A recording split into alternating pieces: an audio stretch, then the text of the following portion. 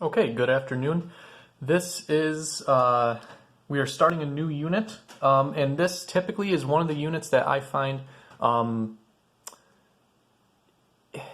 it is a tough unit in some ways, and in other ways it's a very, very good review of all the stuff you have learned this year, which is why the AP kept this in, which is why the AP kept this in the curriculum in this shortened year. We're going to start talking about angular or rotational motion, and we're going to start by talking about kinematics. That's what we started talking about at the beginning of the year. Now we're going to look at kinematics, but for some different cases than you've looked at before. So far in this course, we have looked at linear motion, okay? We have looked at, and the difference, between linear motion and what I'll call angular or rotational motion is that in linear motion, you have an object that moves along a straight or curved line. Okay? It doesn't just have to be straight lines, it could also be curved lines. Think about projectile motion. We still refer to that. It might not be linear in the sense that you're thinking. It doesn't, objects don't exactly move in straight lines, but a physicist would refer to that as rectilinear motion. Okay? Angular motion, on the other hand, or rotational motion, you hear both used, is not objects moving in lines, but instead an object that turns about or around an axis. Now, this should make you think of circular motion. However, we're not going to be, this is not just a rehash of circular motion. When we were talking about circular motion, we were still talking about linear variables and linear motion. We were still talking about distance as measured in meters. Okay? In angular or rotational motion, we are no longer talking about distances in meters, or at least we're not talking about that as much. That's not the focus. Instead, we are talking about angles of rotation that will either be measured in degrees or radians.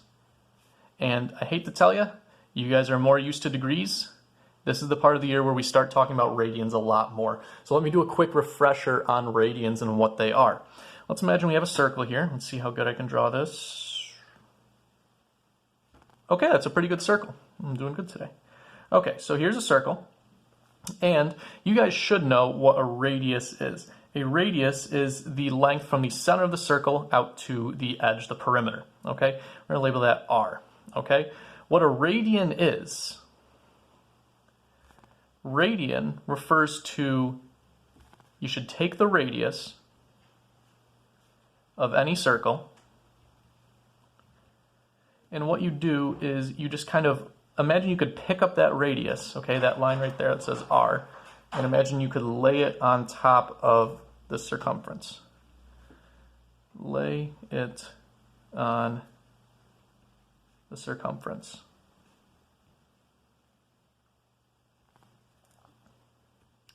So imagine you could take this little line, and it's like a little thing, pick it up, and you lay it, and it goes about maybe this far, okay? That's one radius as laid on top of the circumference. And for any circle, it will take a whole bunch of radians to complete laying them all around so you get back to where you started. So maybe here's another one about to there, another one about to there or so, 4, 5, 6, and I know my scale drawing is way off, and then a little bit here.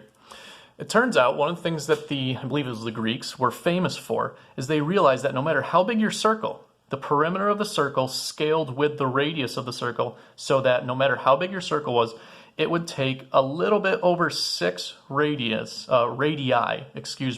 to complete the circumference of the circle. It actually takes 2 pi radians of length r to complete the circumference.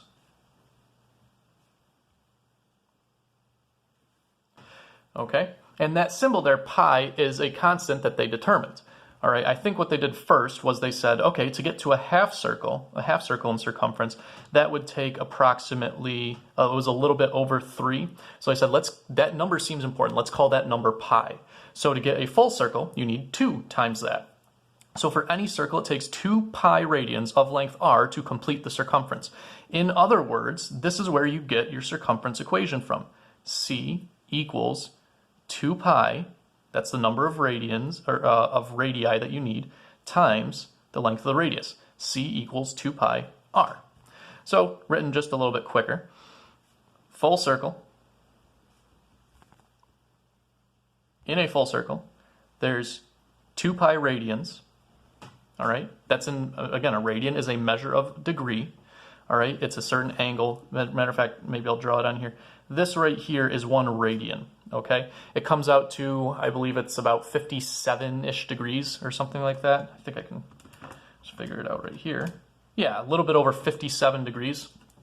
All right, so a radian is just an angular measure of part of a circle. It takes 2 pi radians to equal 360 degrees. So, one of the things you do need to know what to do to convert between the two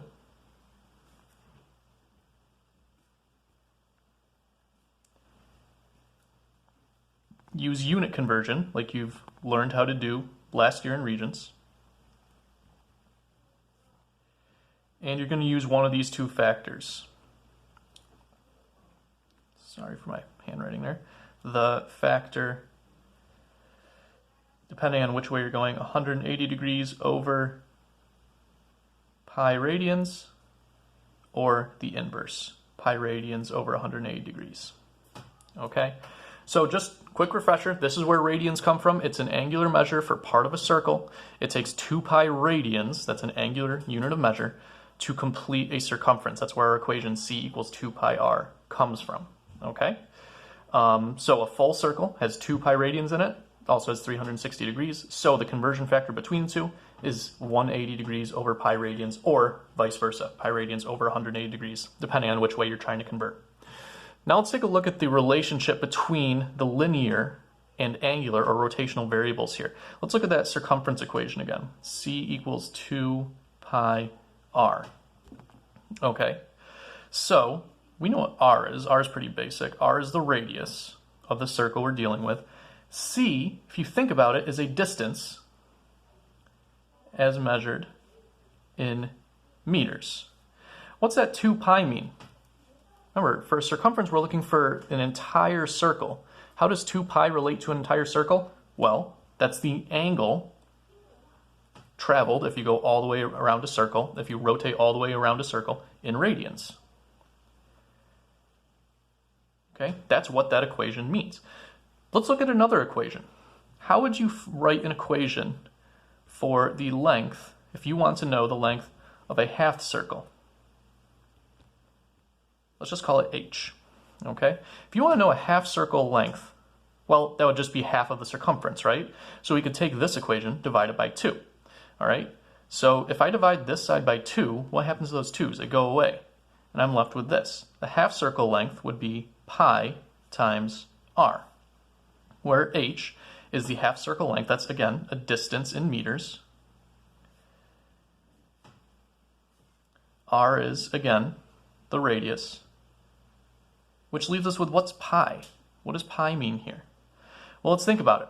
If there are 2 pi radians in a circle, then that should mean that there are only pi radians in half a circle. This is, once again, the angle measure in radians if you were to rotate around half of a circle. You have rotated through pi radians. Matter of fact, this will hold if we do a quarter circle length. And I suppose I should remember, 2 pi, that's 360 degrees, okay? 360 degrees to rotate all the way around a circle. Pi is 180 degrees. That's the angle that you rotate if you rotate around half of a circle, okay? For a quarter circle length, let's call that q, it would be, well, half of this, right? Quarter is half of a circle, or is half of a half. So we'd have q equals this divided by 2, pi over 2 times r. once again, Q, the quarter circle length, is the distance in meters. R is the radius. And pi over 2, well, if pi radians is 180 degrees, pi divided by 2 would be 90. 90 degrees would be a quarter circle turn. Okay, the angle rotated through if you rotate through a quarter circle. So once again, the equation seems to have a certain pattern. This is the angle rotated through in radians if you go along a quarter circle. You rotate through pi over 2 radians. So notice the formula is the same every single time. This leads us to a general equation. The equation we're really dealing with here is if you take a linear distance, or if you want to solve for a linear distance, I should say. Let's get this stuff out of the way. That would be equal to taking the radius and multiplying by the angle that you have rotated through. Now, all I did was I switched the order of these. In these equations, it was angle, then radius. I'm just switching the order. That has, that's fine. We have variables for this. And as a matter of fact, you learned this equation a long time ago, back in math class. The linear distance you called S. The radius, no, that has no special name. You called that R. And the angle that was rotated through, you called that theta. And what this gave you was an equation back in geometry class that you used that was S, the linear distance, equals the radius multiplied by the angle rotated through in radians. Now, whether you remember this equation or not, trust me, you did learn it in radians. Okay?